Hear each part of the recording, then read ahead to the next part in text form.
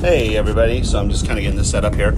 So I've got some things to do, including homework. Some of you might have heard our refrigerator died, so we're in the process of getting a new one, which won't arrive till Tuesday. But that said, I still have things to do today, so this is going to be a quick read, maybe a couple of pages each of each other, including myself. So I'm going to jump right in, because right after this I have to help my son Andy do homework, and then we're going out to dinner. And we're going to go to, hey, Pamela, my BFFF, my best friend from Florida, co-author of Domino Effect, which I need to get to work on again. I do apologize for that, my friend. We'll do that soon, tonight or tomorrow morning. Hey, Cindy. So real quick, I'm going to open this as always. If you are an... yes, Deadpool. It's time. It's the season for cuddling. Anyways, if you're an author and want me to read from your book and want this to appear on this show, The Writer's Circus, as it's been called, and I love the name, Patricia Annette came up with that, which will be on YouTube as well, which doesn't have a great viewership yet, but I'm hoping to build it. Just let me know. I don't charge for this. Don't ask for anything. Just let me know you'd like me to do it, and I will find a way to read from your book. Anyways, I'm going to go and start with my book in progress, The Hitmom. I'm going to show you the cover. This is not the final cover, but it's the one that I have on my computer. It's almost done. I'm going to add a Scotch glass with a roofie in it, probably, and right up here. See, there's a martini glass I'm going to put right here. And there's the Hitmom herself holding a smoking gun. And there's her cell phone, which is actually a taser, a remote detonator, which I haven't used yet, and a knife that she's kind of used it on her husband, ex-husband, soon-to-be ex-husband. Okay, and my friend Pamela Pulsford Swan is proofreading it for me, and she's caught all my typos and everything, along with Joe Warmington and a few others who are going to jump on board.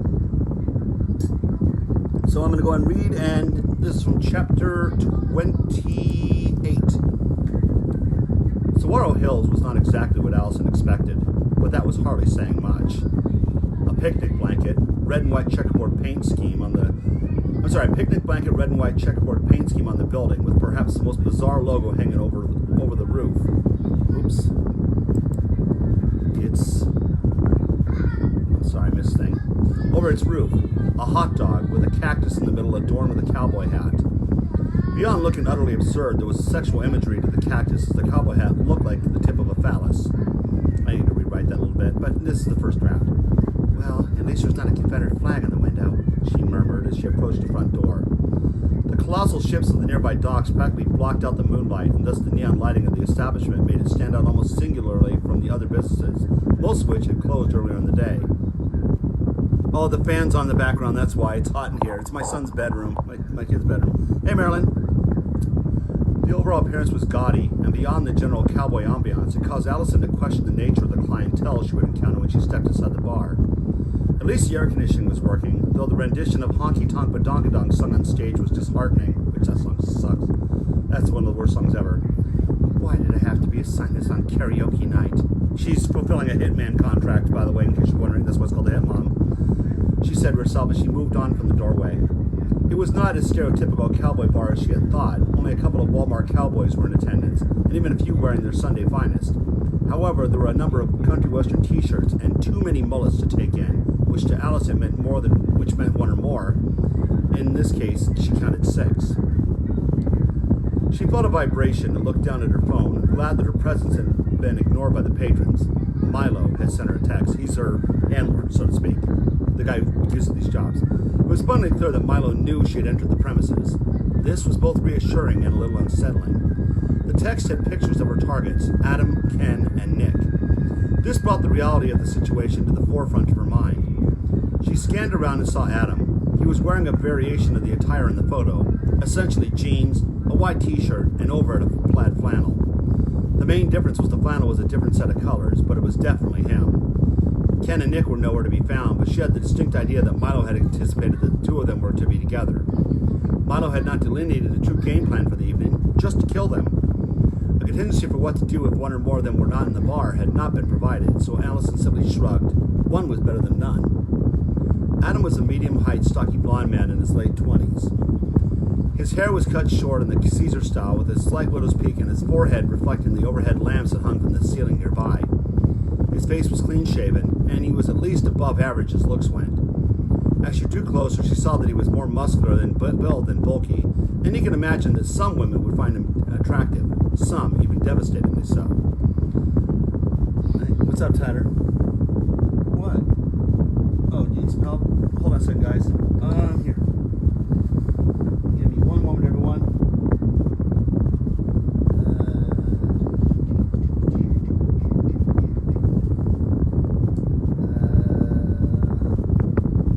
Don't worry about buddy. I'm just going to start throwing this stuff on the floor. Here's a new pair of shorts. And let's see. You don't want to wear socks like that, do you? Here you go. Okay, back to reading. Sorry. Allison knew that based on her now failed marriage, she was not the best judge of character, but there was a palpable air of narcissism that pervaded him as he sat at the table, smugly resting his chin on his fist, casting a predatory leer about the bar in a way which alternately made her recoil, and at the same time smile as she knew her night would be that much easier. She approached him, making a point of subtly swaying her hips, her ample bottom jutting out just enough to the left and right as she moved to draw his attention. He had not spied her yet, so she deftly undid a button on her blouse, allowing her cleavage to show. Almost like a shark smelling blood, her slightly exposed... Oh, there's a typo. That's why there's drafts. Slightly exposed bosoms got his rapt attention. Hello, would you like to join me? That's why I walked over.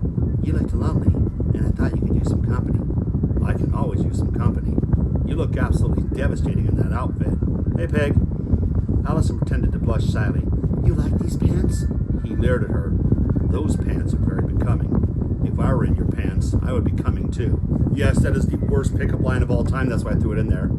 She giggled. Well, aren't you the charmer? Maybe you'd like to go somewhere private, somewhere less crowded and noisy. He stood up. Well, there's a pier nearby. Would you like to care to take a walk there? There'll be no one around this time of night, I think. She looked thoughtful. Okay, I could use a drink first. I'll get them. What do you have? Love you, Dad. Love you too, buddy. Oh no, I came to your table. This is the new millennium. I hope you're not sexist and about to refuse a lady buying you a drink. The only thing people say about me and sex is that I'm good at it. He smiled to show her he was joking, and Allison snorted. It was a derisive snort, but she reached over and ran a finger softly across his hand, and she saw his eyes narrow. The hook was in. Okay, I'm going to go ahead and cut it up there because that was 2.5 pages. I was going to do only 2. Anyways, hope you guys enjoyed that. So next one, fix the errors I made, is going to be from my friend Sarah Beth James, and this is her book. It's called When Angels Mourn. I do not have a cover for this one. It's one Kindle she sent me, but she's a great author. I've read one of her other books already, or from one of her other books. So let's go ahead and go to the prologue. And again, I'm just going to read a couple pages for everybody. Prologue. Hold on a second. Let's try my throat a little bit here.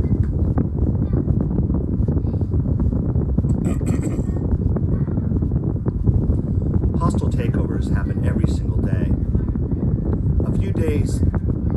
A few pounds slipped here and there to the right person, or maybe a goat's head. The first unborn child of your daughter. A few souls exchanged, perhaps. A tip from the right source. A human could even be enough to start a fresh chain of events that could take over the whole company, changing life for all the employees evermore. How do you perform a hostile takeover when gods and goddesses are involved? How do you make such a large change in the bigger picture of creation? Against creatures that are far more powerful than you are? Well, that will take planning. Eons of it, perhaps. It takes strategy, taking prisoners when no one was looking, making sure that it would never be noticed, that they were missing. Thanks, Marilyn. I'm going to take a break real quick. Just remind you guys, if you are a writer, an author, and want me to read from your book, just send me a private message, and let me know you're interested in me reading on this video. I will be glad to do it. Just a reminder, I do not ask for anything. I don't charge for this. I don't ask you to send me a free copy. I find a way to read it. Either you can send me a few paragraphs, a few pages, or I can read from the Look Inside on Amazon, whatever. I'm just delighted to read anything somebody wants me to read from them. You know, this is how I like to support my fellow indies. And it's fun, and it overcomes my fear of public speaking. So, just a reminder, if you're an author and want me to read from your book, just let me know. I will do it. No problem. The new God, the Christian one, he had his followers like every other pagan god. His own temples, scriptures. His followers were trying to force out the older gods, saying they were heathens, burning their temples, destroying their art, stealing their festivals and feast days to wrap into the new culture, trying to beat or pray the evil gods out of the public. The older gods let the people go their own way, as always. As beliefs started to wane, some of them started to go to rest, burying themselves in temples or sacred places until they were needed once again. Most went into the slumbering, leaving just a handful watching over the world of creation. The new God, he hunted them, taking them, imprisoning and torturing them until in time they located a heathen way to make the captives forget who they once were, turning them into their own soldiers, sleeper agents of a sort. And so the angels were born. If any of them started to remember, the new God would have advanced warning that the older, more powerful gods were returning. The titans that could destroy him in a moment, perhaps with the whole of creation at the same time. No one really knew what would happen at the end of days, but no one wanted to risk being those destroyed in them. Even gods could feel fear.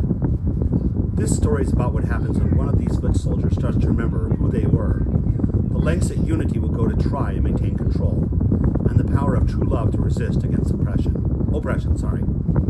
For now, however, not only have the two agents met, they have fallen in love. They must be stopped. They must be separated by any means possible to stop the end of the world, even if that means both God and the devil working together. As unity is born between the beings of light and those of darkness, nothing can be allowed to risk the future they had worked so hard to create. Hey, Teresa. The old gods must remain in their slumbers for all of time. Okay, so that's a prologue, couple of pages of When Angels Mourn by Sarah Beth James. She's got some other books that she's written. Check her out on Amazon.com, or you can send me a message, and I'll be glad to send any information about her to you from her. Okay, and the next one is going to be my friend Laura Daleo, and I met her, and she's a San Diego author, and I met her at Mysterious Galaxy Bookstore. Hey, John, good to see you, buddy. Mysterious Galaxy Bookstore is one of the finest bookstores I've ever been to. They actually helped me get my career started in many ways, because I did my first book sale publicly through them at the local author meet and greet in 2015. And they are moving to a new location shortly, but they are still a great bookstore. And I met Laura Daleo there back in 2017 with one of her books. And this is her most recent one. It's called The Soul Collector. Let me show you this cover. Let me open it up here. There's a really creepy cover. So it's a horror book, of course. She's a great horror author. Just waiting for it to load.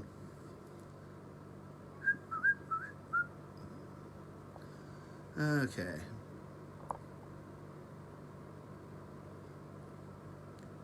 You want to see the most annoying thing in the world? That.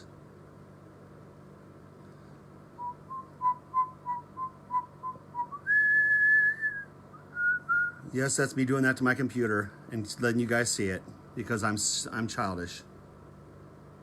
Let's try this again. Come on. Oh, let's see. Hey, hello, my name is Doris. That was a good movie. I saw that. This is on IMDb TV. Come on. How many of the F5 key will work? Hey, Karen. So I'm just waiting for this to load. Bummer. While I'm waiting for that to load, oh, my Kindle closed. That was not good. Open this back up. And let's see, F5. Let's see if this does it. Here, open up. Boy. I usually don't have this problem. Bummer.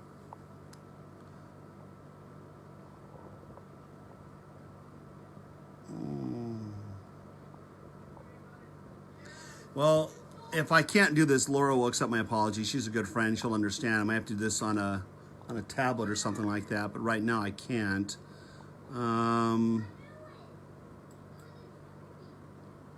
Let's see. Oh, Kindle's opening up. There's a picture I'm drawing. It looks bad right now, but it gets better when I shrink it. There we go. Come on, Kindle. Come on. Embarrassing, isn't it? Let's close this out. Maybe that'll clear up some memory here. Wow. Okay, I'm gonna keep trying this because I haven't read from Laura's book in a while, but let's try closing this out and close this out. I'll try reopening it again, and I'll try again as soon as it opens up. In the meantime, let's go ahead and go to the next book, and I'll move back to Laura. And this is gonna be by Rue Volley, and this is called 13 Ways to Midnight. You can see I use one of my kids' drawings as a book cover or bookmark. This is a USA Today best-selling author, and she designed her own cover. She's a great writer, good friend of mine. And here we go. And again, just a reminder, if you are an author and want me to read from your book, just let me know. Glad to do it. And again, I don't ask for anything, I just read on. Okay, chapter 16. Now, it's a little dark in here because it's my kids' room and my glasses are in the other room, so just bear with me. I might be reading a little bit sketchy. I should be wearing my glasses, really, but I don't feel like getting up and getting them. Chapter 16. What's up? Oh, I can deal with that. I stepped up to the top of the stairs and looked down at myself. Maddie had decided that I didn't have anything that showed off my body. Not that I think I have one. She has one. Really good one, too. But she insisted that I wear something of hers. So she gave me a tight-fitting black lace dress that ended above my knee that had gold threads sewn throughout. Love you, baby.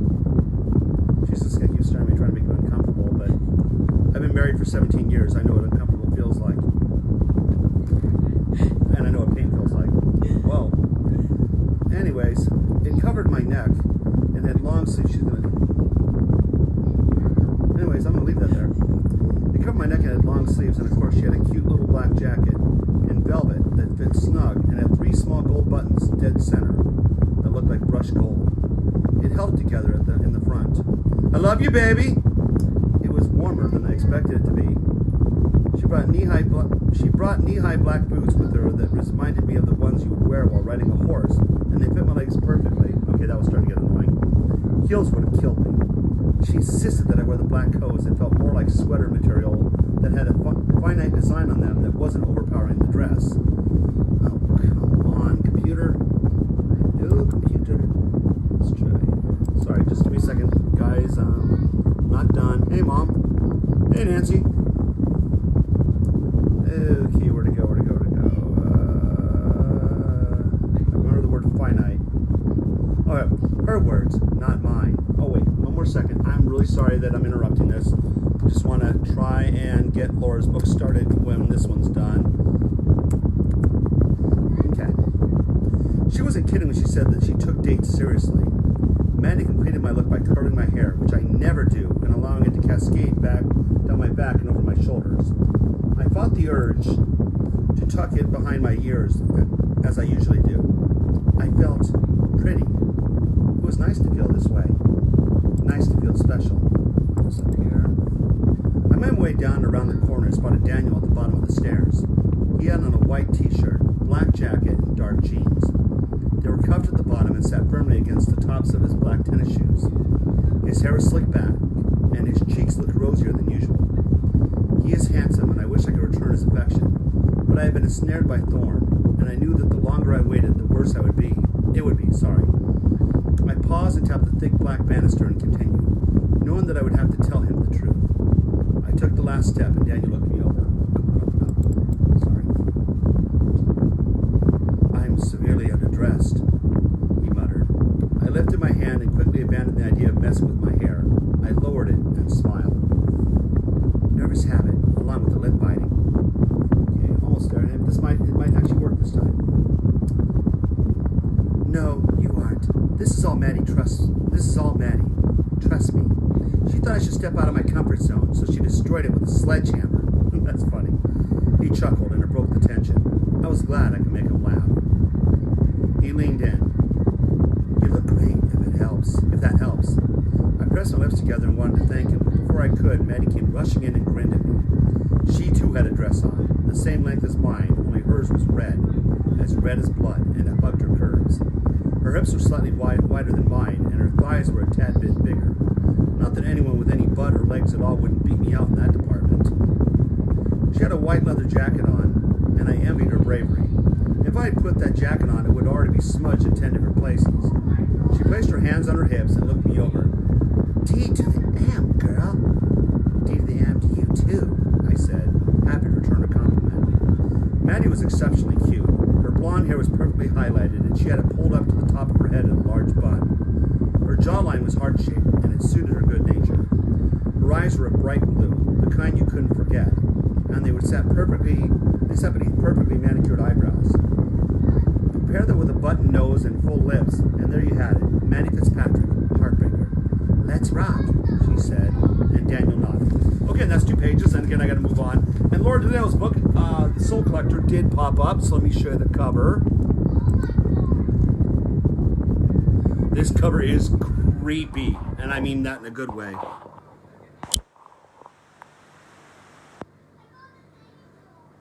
Let's see if I can scroll this down slowly. Laura Daleo, The Soul Collector. She is a great writer. Her books creep me out, something serious. So you're gonna like this.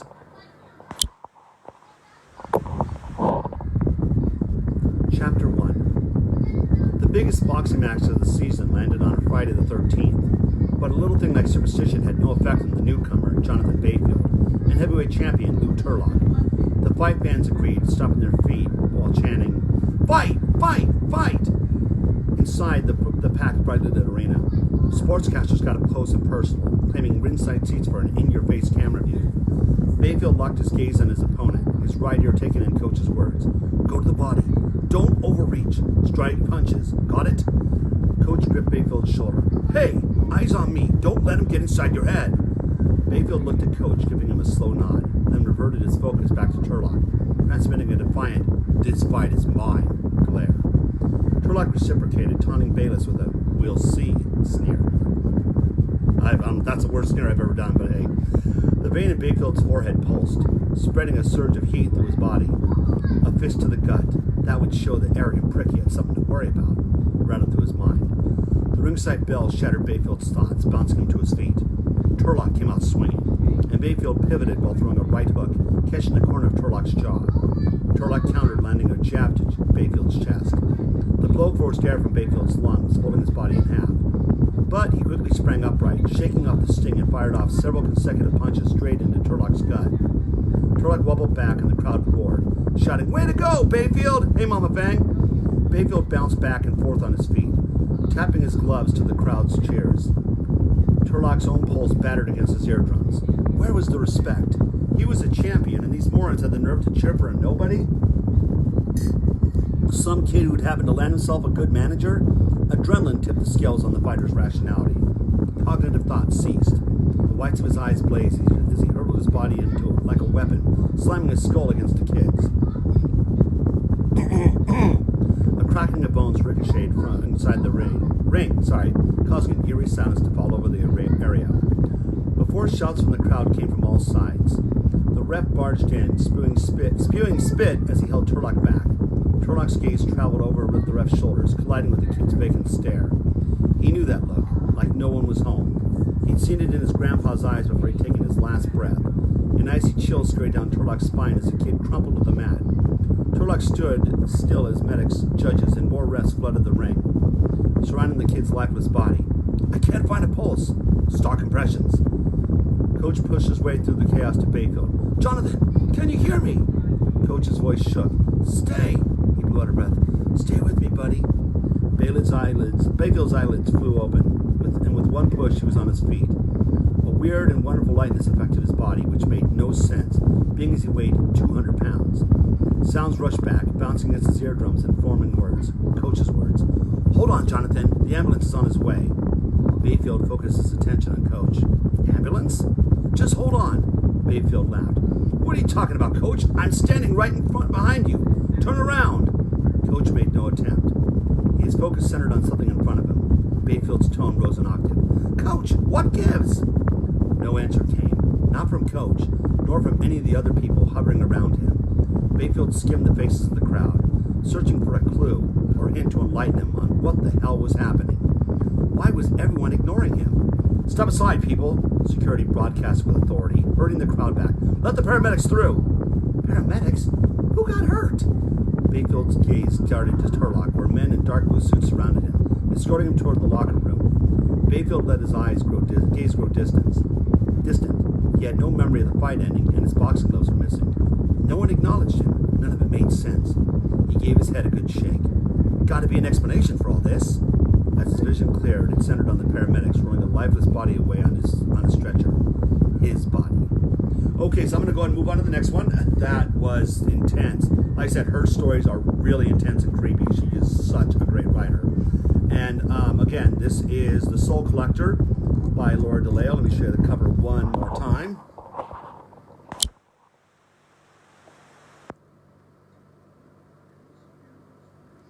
Okay, And so the next one is going to be from Kindle, and this is going to be Jennifer Ann Schlag, and this is going to be Arab Dragamore. And this is by my good friend Jennifer Ann Schlag. And then after this, I'm going to read from Mama Fang and wrap it up, because I had to help Andrew do his homework and get ready for dinner. I won a gift certificate to BJ's restaurant, and so we're going to go there very soon. Okay. Well, thanks, Patricia. Thanks, Mom Fang.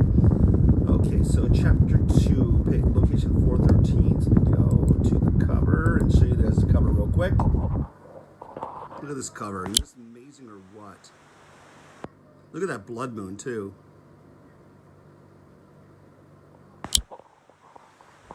Okay, so here we go. So location.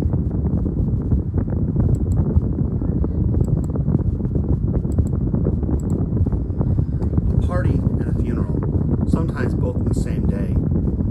The hunters gathered around the burial grounds just behind the palace and off to the side of the gardens. A glorious view of the ocean in the distance and tall trees make for a calming backdrop for the deceased.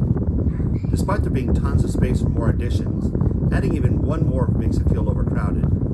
The hunters are always the first to attend the funeral for one of their own. Then family, friends, and the royal family will give their final farewell, a tradition that the first hunter started.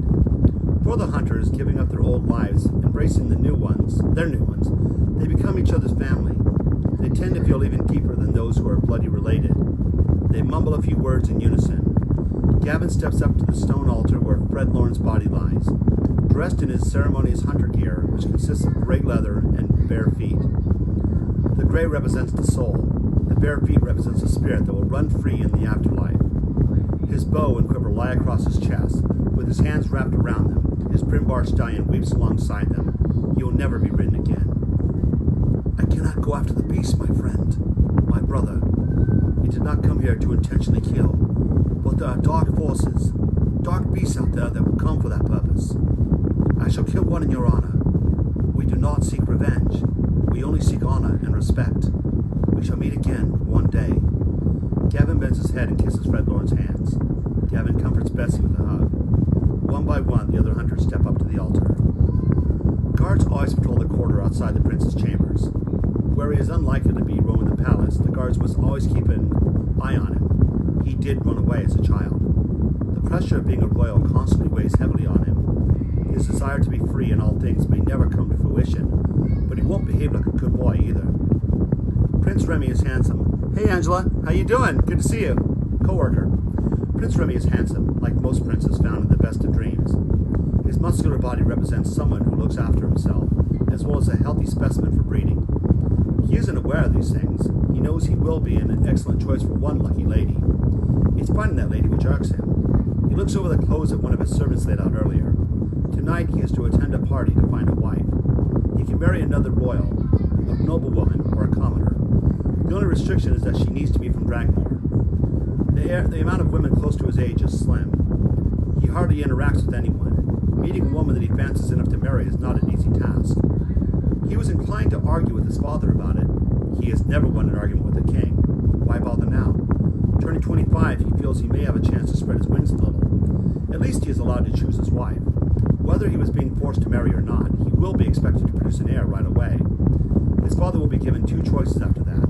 Either step down and let the new and young rule, or continue to rule until his last breath.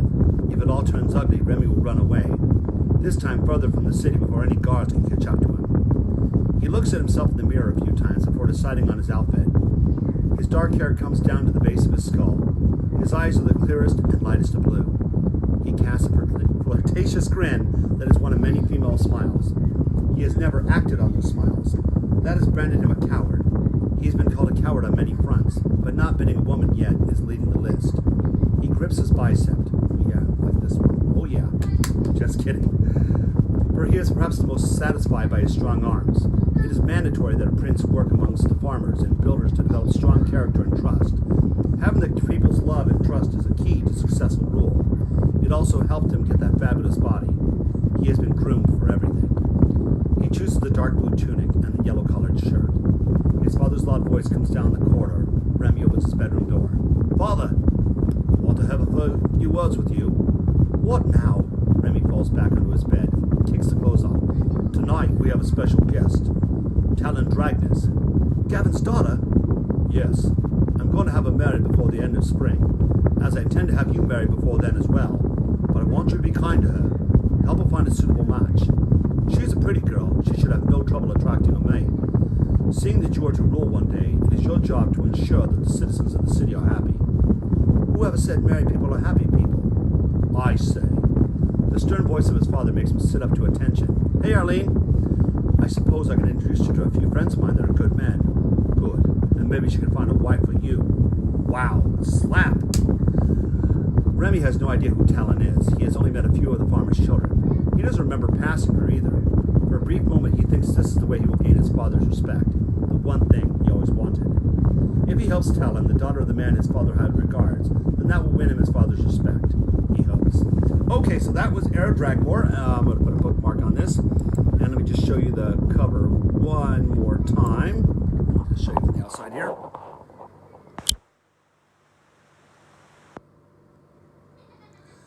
Okay, and then here is Into the Woods by Mama Fang, Mattern, who's my favorite author. I'm going to copy here real quick while I open this up here.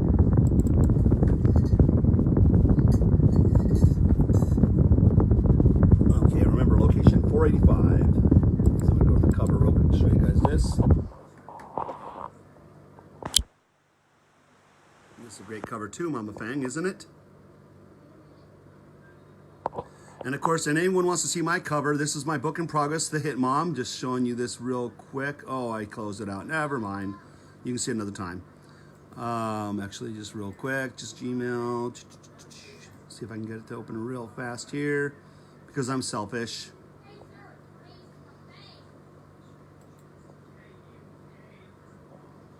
Here's The Hitmom, my cover in progress. I'm still working on this, but it's almost done. Hey, Alma. Okay, and I read from this at the beginning. Okay, and let's Into the Woods, and let's go by T. Ashby and P. Mattern. Hey, Mama Fang, I forgot to link T. Ashby to this. Can you let her know this is going on when you get a chance? If you have a chance to. I'm sorry, T. Ashby, I just wasn't thinking. Oh, not page 485, location 485. Thanks. I'm having a lot of fun writing that. And I got it back to writing Victor, too. I'm having fun with him, too. Not many people can say they have fun with Victor, but I do because I have fun writing him. Okay, so let's see. That was that. Let's see.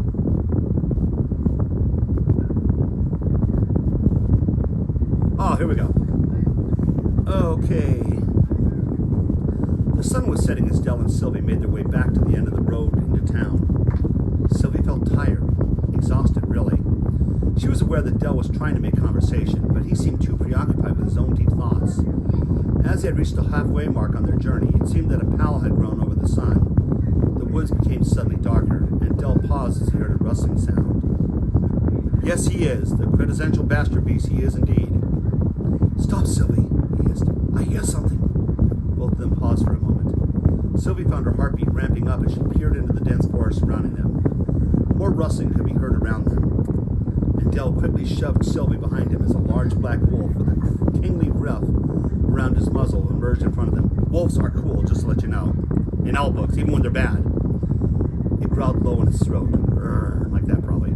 Probably not like that. Don't forget I did that, please. The growl was menacing and deep, and carried in the atmosphere, causing shivers to involuntarily trace their way along Sylvie's spine.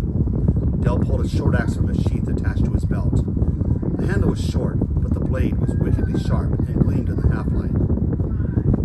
He brandished it in front of the beast, making an X in the air between them. Sylvie became aware that there were more of the wolves. Of course there were, she chided herself even in that tense moment. Wolves hunt in packs, for gosh sakes.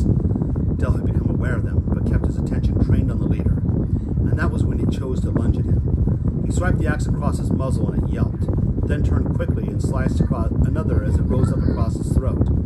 All of it seemed to happen in slow motion. Sylvie would remember later. Hey, fur coat! I'm just saying, fur coat, okay? Turn it into a coat, it's okay. The sound of the second wolf made when it was wounded sounded almost human. Maybe it was. And then, maybe it was from Praying Moon, one of those wolves. You never know. And then, just when she was sure they were done for, the wolves were gone. I know, I love this Deadpool shirt. I have another one that says that has him eating tacos, but I couldn't find it. And then, just when she was sure they were done for, the wolves were gone. Oopsies. Whoops. You okay? Del asked immediately, turning to her. His voice sounded shaky, and she nodded, and then threw himself into the shelter of his arms. And for a few seconds before he said, "Let's vamoose before they decide to have another go at us. This is the time you're supposed to try and, hit on her, dude. Seriously. She's vulnerable. Jump her. God, no filter today. Ever." They hurried through the rest of the woods, and as they hit the clearing to the road to town, they found themselves whooping in relief and even laughing. They had shared an adventure they might have even cheated death, and their huge sense of relief made them feel buoyantly alive. Del dropped the picnic basket and picked Sylvie up, twirling her around twice before kissing her thoroughly. "Oh, there you go. This is the move. Come on." "What a Rush!" he exclaimed. Oh, Rush. Guys, did you guys hear about the Rush's drummer dying? My favorite band of all time. That guy was the best drummer in history. Just the word Rush makes you think about it. Sorry, guys, I'm going to continue. "That was 10 shades of crazy, Sylvie. No one will believe us." Sylvie laughed along with him. She had decided nothing felt as good as being in his arms. "Well, then you've got a small imagination, Sylvie." "Well, my roommate Tildy better believe me," she declared. "It's almost like a lame joke, Here I am wearing a red hoodie, and we just met the proverbial big bad wolf." "True that," Del agreed, pulling her even closer. "But Sylvie, maybe I'm the big bad wolf, huh?" "Ooh, nice. I see this coming." "Maybe I want to eat you up. Maybe I've wanted to since we reconnected." "Oh, dude, don't use that line." "Huh? It seems to be working." She looked back at him intently, granting permission with her shining eyes. And that was chapter 4. Okay, wow. I do want to read some more. I really do. This is just, but I really got to get going. I will do another live read later if I get home tonight in time, and maybe I can read chapter 5 of this. But I got to help Andy with his homework. Then we're off to BJ's restaurant. Make all the jokes you want about BJ's. Yes, I'm going to have a BJ. Going to go to BJ. Going to enjoy going to BJ's, whatever. Yes, it's a restaurant called BJ's, and believe me, every joke you can think of, I've come up with. Anyways, after I get home from there for dinner, maybe I'll do the live read. If not, for sure tomorrow before the Seahawks game, okay? Just a reminder, this is going to be on YouTube, hopefully, if I can get it to load. And if you are an author and want me to read from your book, just let me know. Just send me a message. Mama Fan here, Patricia Neck, can assure you that I'm on the level. I don't ask for anything or demand anything. I just do it. I just read it. So you ask me, and I will do it. Kind of like a prostitute, except I'm free. Anyways, that said, thank you guys for tuning in, and I will see you guys later. Bye-bye.